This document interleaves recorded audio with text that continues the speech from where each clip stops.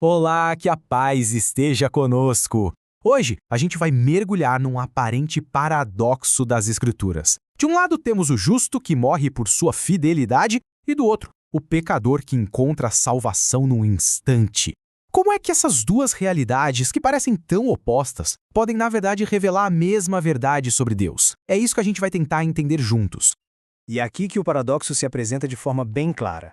Temos Eleazar, um homem justo que abraça uma morte terrível para ser fiel à lei de Deus, e no outro extremo temos Zaqueu, um pecador público conhecido por suas injustiças, que recebe a salvação de forma imediata, cheia de alegria.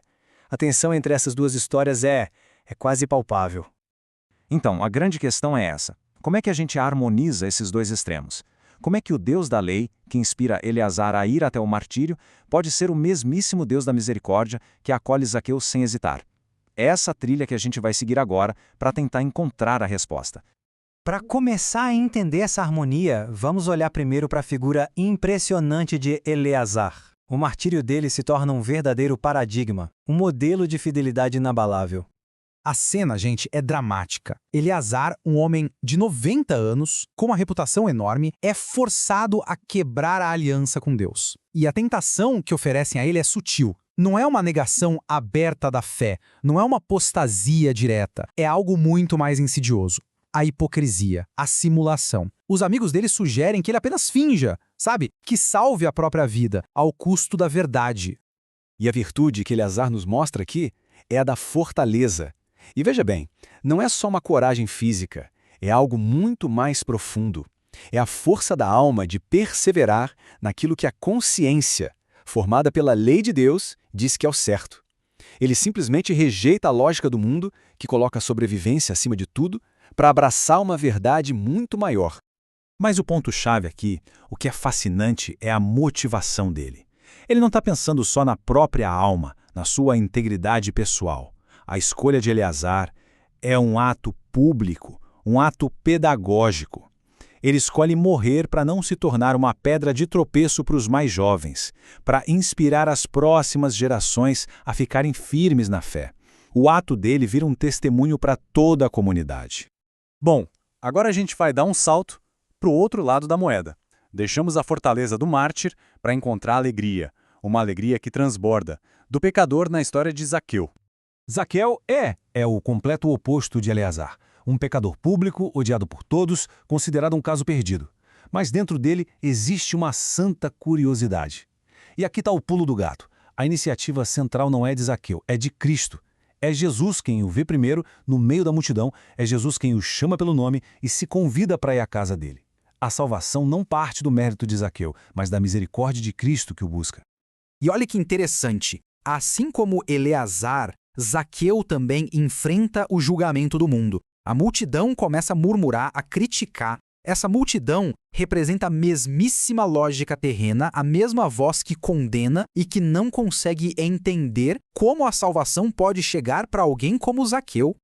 Se Eleazar agiu pela fortaleza, a resposta de Zaqueu vem de outra virtude, igualmente poderosa, a santa alegria. E não é uma emoção qualquer, passageira. É um fruto da graça. É essa alegria que o faz superar a falsa vergonha, o medo do que os outros vão pensar e permite que ele responda ao chamado de Cristo com uma ousadia que desarma todo mundo. Certo. Então como é que a gente conecta a fortaleza do justo com a alegria do pecador? Parece impossível, né? Mas a chave teológica, a ponte que liga tudo isso, a gente encontra na oração do Salmo 3. E esse versículo, ele é o ponto alto da crise espiritual. É o ataque mais profundo, a acusação final do mundo que é lançada tanto contra o justo quanto contra o pecador. É a mesma voz do mundo dizendo para Eleazar, sua fidelidade não adianta nada, e dizendo para Zaqueu, para você não tem salvação. Mas aí vem a resposta da fé. Contra o julgamento visível do mundo, o salmista coloca a realidade invisível de Deus. E não é um argumento, não é uma discussão, é um ato de confiança radical. Deus é o escudo que protege. É a glória, é aquele que levanta a nossa cabeça e restaura a nossa dignidade. E aqui, a tradição da igreja nos dá uma leitura ainda mais profunda. Esse salmo é visto como uma grande profecia de Cristo. A paz do salmista, que deita e dorme no meio da batalha, prefigura o mistério pascal. Deitar-se e dormir aponta para a morte de Cristo. Acordar aponta para a sua ressurreição. E é exatamente essa confiança absoluta na vitória sobre a morte que vai sustentar tanto a fortaleza de Eleazar quanto a alegria de Zaqueu. Então vamos juntar todas as peças agora. Vamos ver como essas 3 passagens da Escritura se fundem de uma maneira belíssima para revelar uma unidade profunda sobre o que é a salvação. Olha só que incrível. O ponto central é este. Tanto Eleazar quanto Zaqueu enfrentam o julgamento do mundo e rejeitam esse julgamento. Eleazar responde com a fortaleza. Zaqueu responde com a santa alegria. Os dois transformam a sua fé num testemunho público e visível. E aqui vem a conexão mais profunda de todas. Eleazar, de certa forma, prefigura o preço da paixão de Cristo, enquanto Zaqueu manifesta os frutos redentores dessa mesma paixão. São, no fundo, 2 faces da mesma fé, ancoradas no mesmo e único mistério. A conclusão, então, se torna clara. A fortaleza do justo e a alegria do pecador não são simples virtudes humanas. Não é mero esforço. São dons sobrenaturais que brotam da mesma fonte, aquela confiança total na salvação que vem de Deus, expressa de forma tão perfeita no Salmo 3. E isso nos deixa como a última reflexão, né?